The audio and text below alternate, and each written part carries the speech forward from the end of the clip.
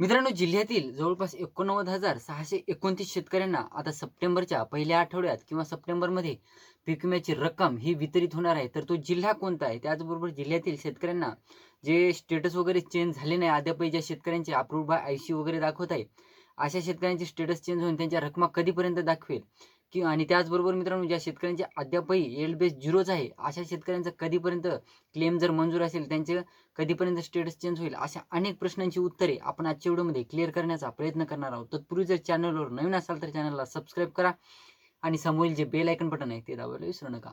तर नमस्कार मित्रांनो, मी राज सुरेश, स्वागत आहे कृषी मॅन यूट्यूब चॅनलमध्ये.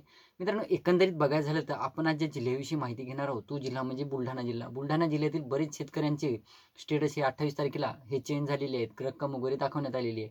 त्यानंतर मित्रांनो, बऱ्याच शेतकऱ्यांना आता प्रश्न पडलेला की आमचा अप्रूव्ड बाय आयसी दाखवत आहे, आमचे जे रक्कम आहे ती अद्यापही दाखवत नाही. काही शेतकऱ्यांचे जवळपास एल बेसमध्ये दाखवत आहे. तर मित्रांनो, एकंदरीत बघायचं झालं तर जवळपास 127,50,00,000 रुपये हे सध्या तरी बुलढाणा जिल्ह्यातील शेतकऱ्यांसाठी मंजूर आहेत. आता ज्या शेतकऱ्यांचे एल बेस वगैरे आहे, त्या शेतकऱ्यांना वेगळा निधी मंजूर होईल.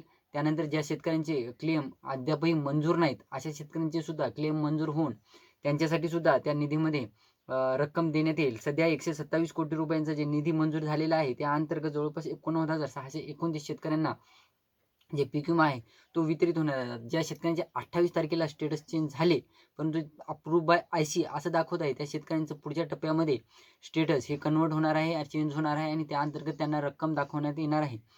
प्रोसेसिंग म्हणजे अप्रूव्ड बाय आयसी म्हणजे त्यांची रक्कम किंवा त्यांचा पीक विम्याचा जे प्रश्न आहे तो प्रोसेसिंगमध्ये आहे. अजून निर्णय व्हायचा बाकी आहे. त्यांची कॅल्क्युलेशन म्हणजे रक्कम किती द्यावी, किती त्यांच्या स्टेटसमध्ये दाखवावी, त्यांना किती वितरित करावी, हे अप्रूव्ड बाय आयसी या अंतर्गत दाखवण्यात येत आहे. तर मित्रांनो, जवळपास ज्या शेतकऱ्यांच्या 28 तारखेला जे स्टेटस चेंज झाले होते, आपण अगोदर सुद्धा या एका व्हिडिओच्या माध्यमातून सांगितलं होतं की तुमचं पहिल्या आठवड्यामध्ये तुमच्या खात्यावर जी रक्कम आहे दाखवली गेलेली ती वितरित होईल.